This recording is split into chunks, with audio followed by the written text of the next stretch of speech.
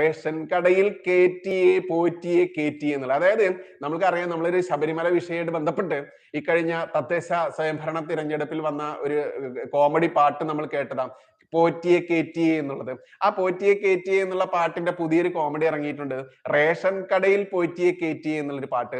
ആ പാട്ട് കണ്ണൂരിലാണ് വന്നത്. ആ കണ്ണൂരിൽ വന്നത് കൊണ്ട് തന്നെ അവിടുത്തെ ലോക്കൽ സെക്രട്ടറി ആ പാട്ട് നിർത്താൻ വേണ്ടി ആജ്ഞാപിച്ചു. ഭരണം ഞങ്ങളതാണ്, പോലീസ് ഞങ്ങളതാണ്, റേഷൻ കട ഞങ്ങളതാണ്. പക്ഷെ റേഷൻ കടയിൽ തരുന്ന സാധനങ്ങളൊക്കെ കേന്ദ്രം കൊടുത്താൽ കിട്ടും, അത്രേ ഉള്ളൂ. എന്തായാലും ലോക്കൽ സെക്രട്ടറി അത് ഓർഡർ ഇട്ട് നിർത്തടാ പാട്ട് എന്ന് പറഞ്ഞു. അതോടുകൂടി നാട്ടുകാരിറങ്ങി കൈവച്ചിട്ടുണ്ട്. അതുകൊണ്ട് ഇനിയിപ്പോ ത്രിപുരയിലൊക്കെ പൊറാട്ട അടിക്കാൻ ഇവിടുത്തെ സഖാക്കന്മാർക്ക് തിരക്ക് കൂടും എന്നുള്ളതായി യാഥാർത്ഥ്യം. ഇക്കഴിഞ്ഞ തദ്ദേശ സ്വയംഭരണ തിരഞ്ഞെടുപ്പിൽ അതിന്റെ സൂചന തന്നെയാണ് നൽകിയിട്ടുള്ളത്. മിക്കവാറും ത്രിപുരയിലും ബംഗാളിലും ഉണ്ടായിരുന്ന സഖാക്കന്മാർ ഇവിടെ വന്ന് പൊറാട്ട അടിക്കുന്ന പോലെ തന്നെ ഇനി ഇവിടെയുള്ള സഖാക്കന്മാർ മറ്റു ദേശത്ത് പോയി പൊറാട്ട അടിക്കുന്ന അവസ്ഥയിലേക്ക് കമ്മ്യൂണിസ്റ്റ് പാർട്ടി എത്തിയിട്ടുണ്ട്. ജനങ്ങൾ കൈവച്ചു തുടങ്ങിയിട്ടുണ്ട് എന്നുള്ളതാണ് യാഥാർത്ഥ്യം. നമ്മൾ കണ്ടു, കഴിഞ്ഞ തദ്ദേശ സ്വയംഭരണ തിരഞ്ഞെടുപ്പിൽ കമ്മ്യൂണിസ്റ്റ് പാർട്ടി അടക്കി ഭരിച്ചുകൊണ്ടിരുന്ന സ്ഥലങ്ങളിൽ പോലും BJP-യുടെ മെമ്പർമാരൊക്കെ ജയിച്ചു കയറുന്നു. തിരുവനന്തപുരം പോലെയുള്ള മഹാനഗരം കോർപ്പറേഷൻ BJP-ക്ക് വ്യക്തമായ ഭൂരിപക്ഷത്തോടു കൂടി കിട്ടുന്നു. ഇത്തരത്തിൽ ഒരുപാട് അട്ടിമറികൾ കണ്ടു നമ്മൾ പഞ്ചായത്ത് തിരഞ്ഞെടുപ്പിൽ തന്നെ. സാധാരണ പഞ്ചായത്ത് തിരഞ്ഞെടുപ്പിൽ അങ്ങനെ സംഭവിക്കാറില്ല.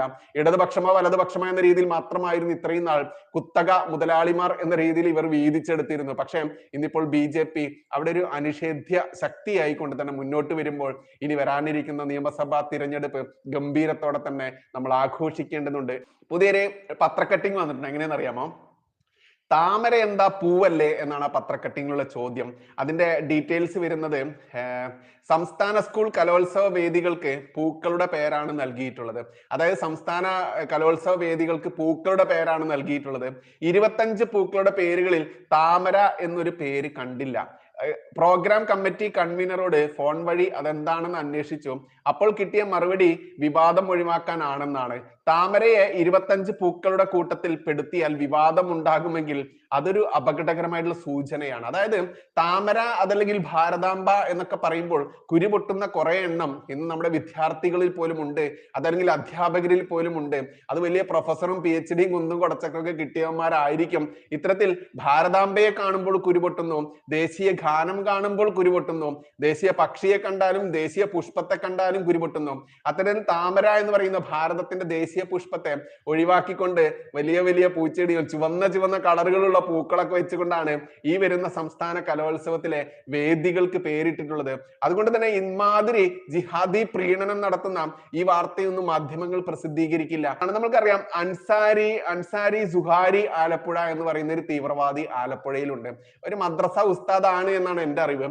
ഈ മദ്രസ ഉസ്താദ് ഇന്ന് വെള്ളാപ്പള്ളി നടേശനെതിരെ ഒരു വാർത്ത വന്നിട്ടുണ്ടായിരുന്നു. എനിക്ക് തോന്നുന്നു 24 ന്യൂസിലാണ് അത് വന്നത് ഇങ്ങനെയാണ്: ജീവൻ നൽകിയും വെള്ളാപ്പള്ളിയെ സംരക്ഷിക്കും, വെള്ളാപ്പള്ളി നടേശന് വേണ്ടി രക്തതിലക പ്രതിജ്ഞ, വിരൽ മുറിച്ചുകൊണ്ട് രക്തം കൊണ്ട് തിലകം ചാർത്തി SNDP വനിതാ സംഘം.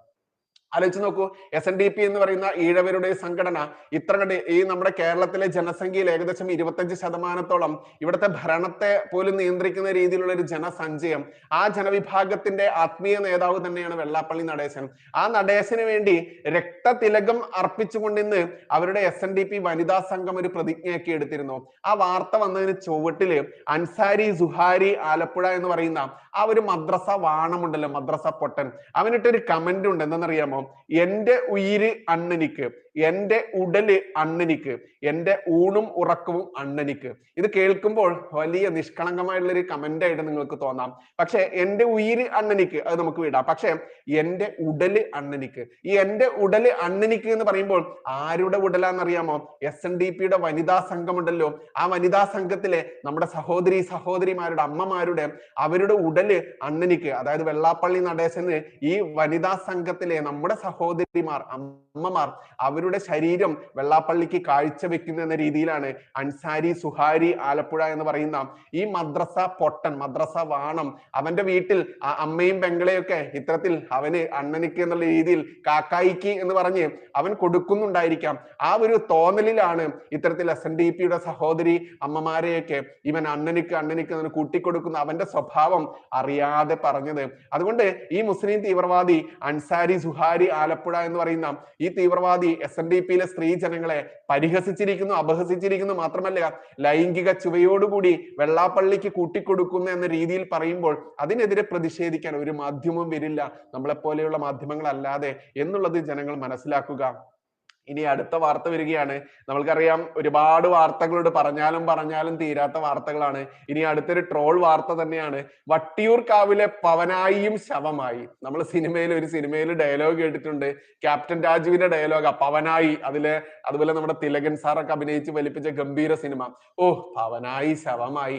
ആ രീതിയിലുള്ള ഒരു കാർട്ടൂൺ പ്രസിദ്ധീകരിച്ചിട്ടുള്ള വാർത്തയാണ്. എന്തൊക്കെ ആയിരുന്നു മലപ്പുറം കത്തി, അമ്പും വില്ലും, AK-47 അസ്ത്രങ്ങൾ. ഞാൻ വാടക കൊടുത്തിട്ടുണ്ട്, ഒഴിപ്പിക്കാൻ പറ്റുമേൽ ഒഴിപ്പിക്ക്. കൗൺസിലറിനേക്കാൾ മുകളിലാണ് MLA. ബുൾഡോസർ രാജ് ഇവിടെ നടപ്പിലാവില്ല. പിന്നെ ഇവരുടെ സ്ഥിരം മുദ്രാവാക്യം ഇത് കേരളമാണ്. അങ്ങനെ വട്ടിയൂർക്കാവിലെ ആ പവനായിയും വെറും കമ്മിയായി ഗൈസ് എന്ന് പറയുന്ന ഒരു വാർത്ത, ഒരു ട്രോൾ വാർത്തയാണ്. ഇനി പുതിയൊരു സംഭവമാണ്. നമ്മുടെ വിശുദ്ധ പൊത്തകം എന്നറിയപ്പെടുന്ന നൂലിൽ കെട്ടിയിറക്കി കൊടുത്ത നമ്മളെ 72 ഹൂറികളെയും മദ്യപ്പുഴയും ഒക്കെ ഒരുക്കി വെച്ചിട്ടുള്ള ആ ഒരു ചങ്ങാതി ഉണ്ടല്ലോ, അവനെ ദൈവം എന്നൊക്കെ വിളിക്കുന്നത്. സാധാരണ നമ്മൾക്കറിയാം പെണ്ണിനെയൊക്കെ കൂട്ടിക്കൊടുക്കുന്ന മദ്യമൊക്കെ സൽക്കാരമൊക്കെ നടത്തുന്ന അതിനെ നമ്മൾ കൂട്ടിക്കൊടുപ്പുകാരൻ എന്നാണല്ലോ വിളിക്കാറ്.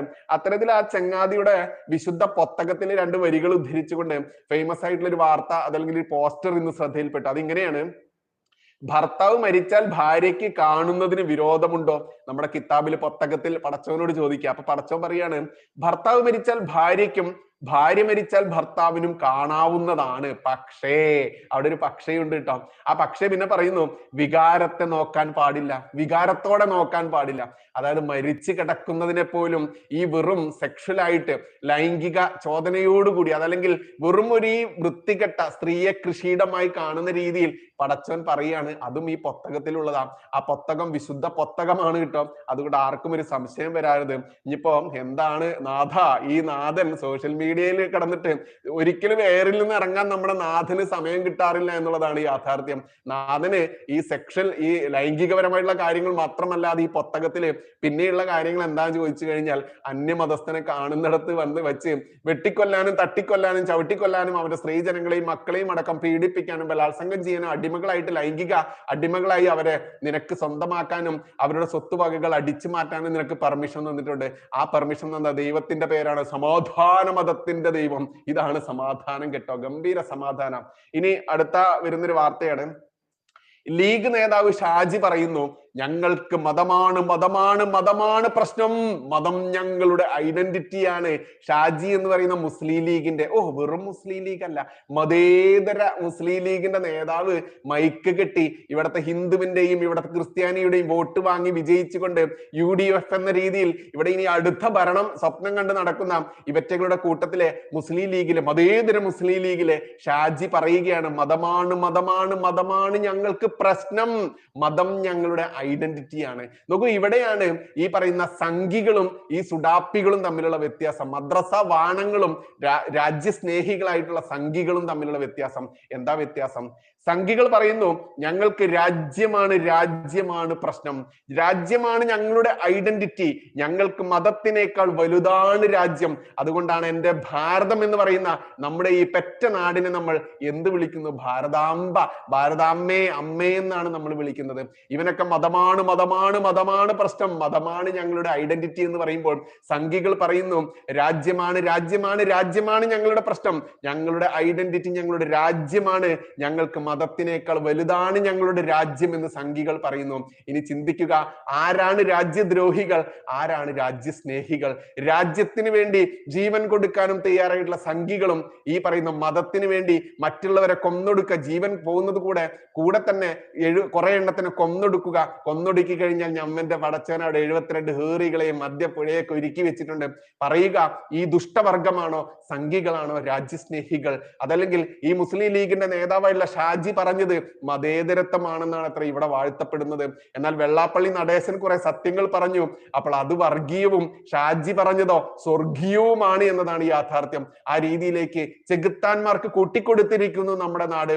ആരാ കൂട്ടിക്കൊടുത്തത്? രണ്ട് വിഭാഗം ഇവിടെ മാറി ഭരിച്ച ഇടതും വലതും തന്നെയാണ്